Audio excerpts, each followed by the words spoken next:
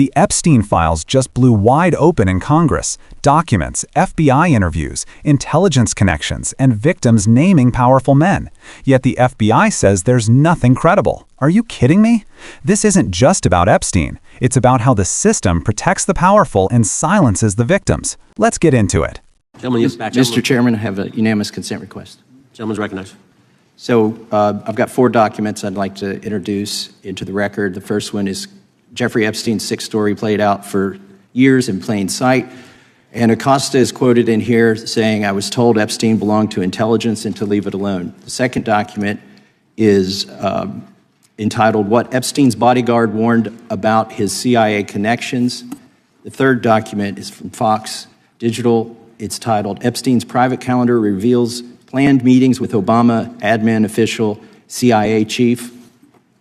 And the last document is Wall Street Journal article that highlights Ehud Barak's 36 meetings with Jeffrey Epstein. He was the former Prime Minister of Israel and head of military intelligence for Israel. It may have held that title when he met Epstein, and then yes. Without objection, the gentleman will hold for a second. The gentleman from Maryland is recognized. Thank you, Mr. Chairman. Just one UC request. This is Judge Engelmeyer's decision from August in U.S. versus Epstein, stating the government's 100,000 pages of Epstein files dwarfs the 70-odd pages of Epstein grand jury materials. Without objection, the gentleman from Kentucky is recognized for 5 minutes. Thank you, Mr. Chairman. Director Patel, I watched some of your Senate hearing yesterday when Senator Kennedy asked you, you've seen most of the files. Who, if anyone, did Epstein traffic these women to besides himself? You replied, according to the transcript, there is no credible information that he trafficked them to anyone else. You also said somewhere in the hearing and here today that the problem is that the case files are constrained by limited search warrants from 2006 to 2007 and that the non-prosecution agreement hamstrung future investigations.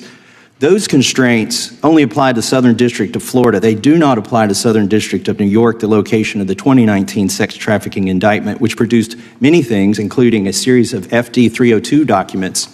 According to victims who cooperated with the FBI in that investigation, these documents in FBI possession, your possession, detail at least 20 men, including Mr. Jess Staley, CEO of Barclays Bank, who Jeffrey Epstein trafficked victims to. Victims including minors, such as Virginia Roberts Giuffre, may she rest in peace. That list also includes at least 19 other individuals, one Hollywood producer worth a few $100 million, one royal prince, one high-profile individual in the music industry, one very prominent banker, one high-profile government official, one high-profile former politician, one owner of a car company in Italy, one rock star, one magician, at least 6 billionaires, including a billionaire from Canada. We know these people exist in the FBI files, the files that you control. I don't know exactly who they are, but the FBI does. Have you launched any investigations into any of these people, and have you seen these 302 documents?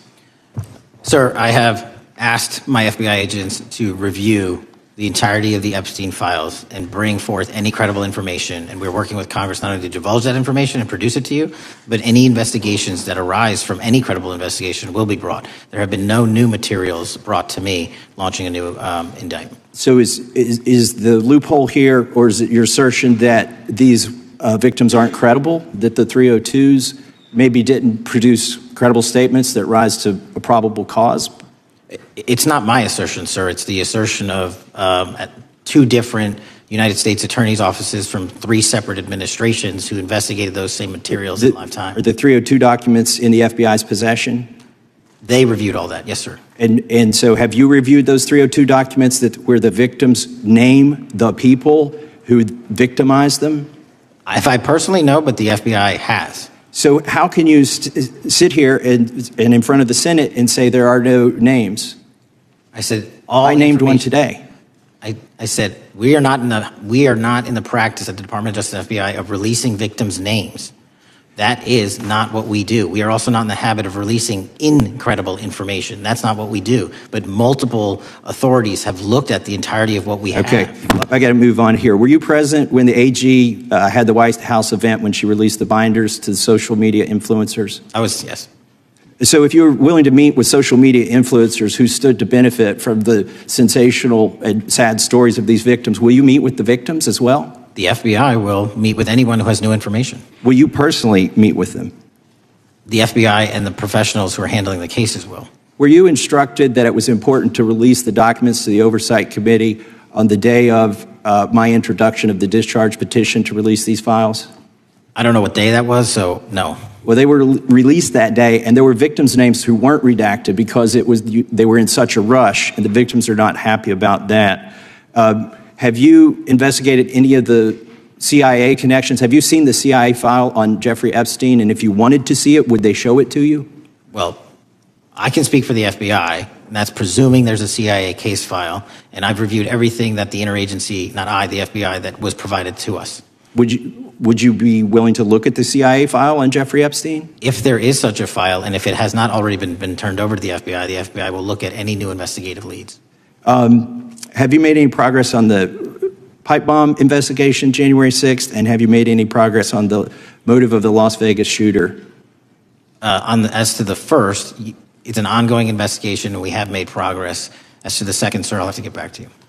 All right, thank you. I yield back. Mr. Chairman, I have a unanimous Gentleman consent yields back. request. Unanimous consent request from the gentleman from New York. I ask unanimous consent to introduce an unsigned memorandum from July 7, 2025 that says we did not uncover evidence that could predicate an investigation against uncharged third parties with the insignia of the Department of Justice and the FBI. Without objection. Gentleman yields back. Mr. Chairman, I have a unanimous consent request.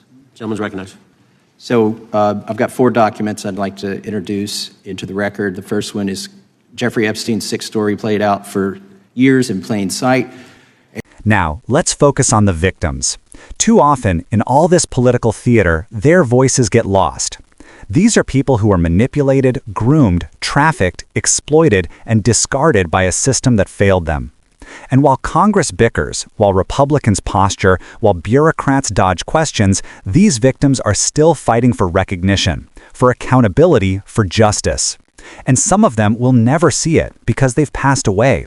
Like Virginia Roberts Giuffre, who bravely came forward, who named names, and who will never get to see the kind of accountability she fought for. That's not just a failure of politics. That's a moral failure of our society. Now, I want to address something else that came up in this hearing, the mention of intelligence connections.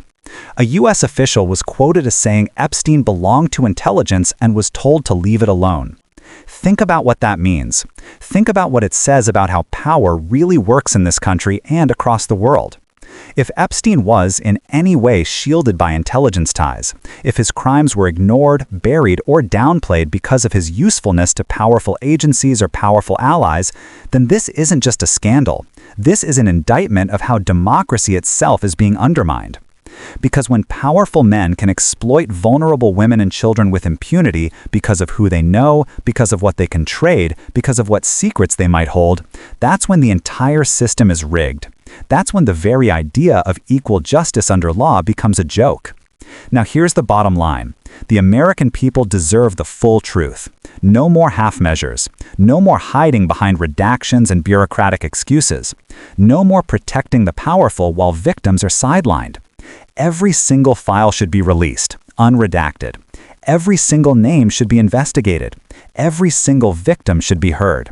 And if Republicans are truly serious about exposing corruption, then they need to join Democrats in calling for real accountability, not political theater, not selective outrage, real accountability. But let's not hold our breath, because if history has taught us anything, it's that Republicans are more interested in exploiting scandals than solving them. They'll point the finger, they'll spin the headlines, but when it comes to actually dismantling the networks of power and privilege that enabled Epstein, they'll protect the very same elites who bankroll their campaigns and shape their policies. That's why Democrats have to keep pushing. That's why progressives have to keep demanding answers. Because justice isn't going to come from those who profit off corruption. It's going to come from people willing to stand up and say enough is enough. And to you watching right now, don't let this moment pass by as just another headline. Don't let them bury this in committee transcripts and bureaucratic spin. Demand answers. Demand accountability. Because the truth is, Epstein's story is not just about Epstein. It's about a system that allows the wealthy and powerful to live by a different set of rules. And until we confront that system, until we tear down those walls of impunity, we will see this story repeat itself again and again. So, when you hear Republicans in that committee room waving papers and pretending they're on the side of justice, remember this: they're not. If they were, they'd be fighting alongside Democrats for transparency, for reform, and for real protection for victims. Instead, they're just playing the same game Epstein himself mastered, using power for self-interest at the expense of truth and justice. Folks, the Epstein Files hearing isn't just about what we already know. It's about what they don't want us to know. And it's about whether we, as a democracy, are willing to demand better. Because if we don't, the message is clear. If you're rich enough, powerful enough, connected enough, you can get away with anything. That's the real scandal. And that's why we can't stay silent. Stay angry, stay focused, and stay committed to demanding justice. And as always, don't forget to subscribe, like, and drop a comment with your thoughts, because your voice matters, and together we keep pushing for truth. All right, folks, let's talk about what just went down in this explosive hearing. Because what we just witnessed was not your run-of-the-mill political sparring match. This was about Jeffrey Epstein, about victims who for years were silenced, and about the way our justice system, yes, our FBI, our DOJ, and perhaps even elements of the intelligence community have handled this case. And what we just saw should infuriate anyone who actually cares about truth, accountability, and justice in America. Let me break this down for you, because what happened was bigger than one heated back and forth in a hearing room. A congressman came forward with document after document, publicly entering them into the record. Articles about Epstein's ties to intelligence, about his connections to high-ranking officials, about his private calendar with meetings that reach all the way into the upper echelons of power, including former government leaders, CIA officials, bankers, billionaires, royals, even Hollywood figures. And for the first time, we actually heard it confirmed in a public forum that victims gave names. Names that reportedly appear in FBI 302 documents, those official records from victim interviews. Now pause for a second, because this is the FBI we're talking about. These documents don't live in some conspiracy theory swamp on social media. They are in the possession of the Federal Bureau of Investigation. And yet, when pressed directly, explicitly, repeatedly, the FBI director sitting before Congress claimed that, quote, there is no credible information that Epstein trafficked anyone else besides himself. Let that sink in. Victims, people who lived through this trauma, went to the FBI, sat in interviews, named powerful men, powerful figures. Those interviews were documented. But now we're told by leadership that somehow there's nothing credible there. That multiple administrations reviewed the evidence and decided nothing rose to the level of probable cause. And here's where we have to step back and look at the bigger picture. Because this is not just about Epstein. It's about how institutions protect power. It's about how money, influence, and connections warp justice. Epstein was not a lone wolf operating in the shadows for decades without protection. He was connected to the highest levels of business, politics, intelligence, and global elites. He entertained prime ministers, princes, presidents, bankers, and moguls. He had the reach that average people can't even fathom. And the very idea that none of those connections ever crossed into criminality, that's not just implausible, that's insulting. And let's talk about the political hypocrisy here. Because while Republicans are happy to wave Epstein's name around in hearings, happy to drop documents, happy to fan flames of scandal when it suits them, where are they when it comes to demanding systemic accountability? Where are they when it comes to protecting victims, strengthening trafficking laws, funding investigations, and making sure institutions like the FBI and DOJ are free from political interference and elite capture? The GOP loves to talk tough about Epstein, but at the end of the day, they're using this as another political prop. They want to throw red meat to the base by saying, look, we're exposing corruption. But are they?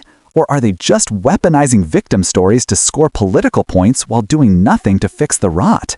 Because let's be clear, when Democrats push for oversight, when Democrats demand reforms to hold law enforcement accountable, when Democrats demand stronger laws against trafficking and exploitation, who stands in the way?